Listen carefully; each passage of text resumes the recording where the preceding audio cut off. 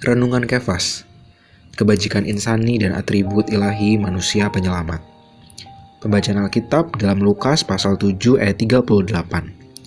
Sambil menangis, ia pergi berdiri di belakang Yesus dekat kakinya, lalu membasahi kakinya itu dengan air matanya dan menyekanya dengan rambutnya.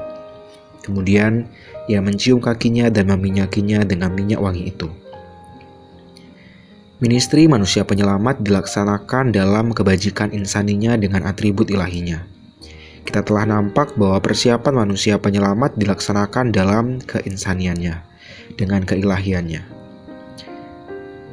Keterkandungan, kelahiran, dan pertumbuhan manusia penyelamat semuanya dilaksanakan dalam keinsaniannya dengan keilahiannya. Untuk membantu memahami pernyataan dalam kebajikan insaninya dengan atribut ilahinya, marilah kita memakai beberapa kasus dalam Injil Lukas sebagai ilustrasi. Dalam pasal 7 ayat 36-50 ada seorang perempuan berdosa yang masuk ke dalam rumah seorang Farisi yang mengundang Tuhan Yesus makan bersamanya. Sewaktu ia membaca catatan kejadian ini, kita nampak bahwa Yesus, manusia penyelamat ini, berperilaku dalam kebajikan insaninya.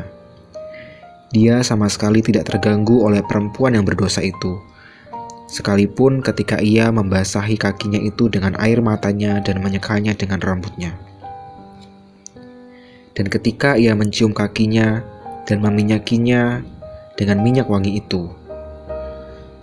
Jika kita adalah Tuhan Yesus, kita mungkin akan terganggu oleh tindakan perempuan ini.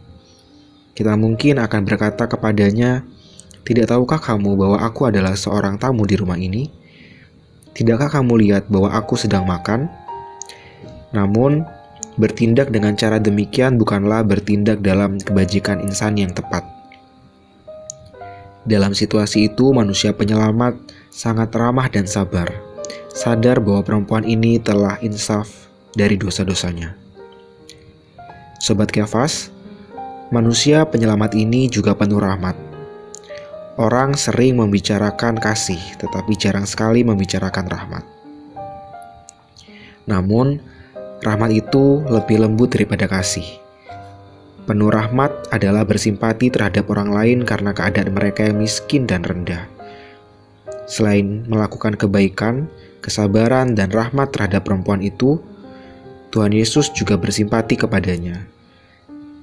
Kita sering tidak bersimpati kepada orang lain, tetapi Tuhan Yesus penuh simpati dalam kasus perempuan ini. Lagi pula, Dia itu penuh hikmat dan penuh kasih. Terang hari ini, yang pertama, apakah kita menyadari bahwa Kristus penuh rahmat? Yang kedua, bagaimana kita dapat menjadi orang-orang yang menikmati rahmat Tuhan? Poin doa, berdoa agar Tuhan membawa kita semua melihat bahwa Dia adalah yang penuh rahmat. Amin.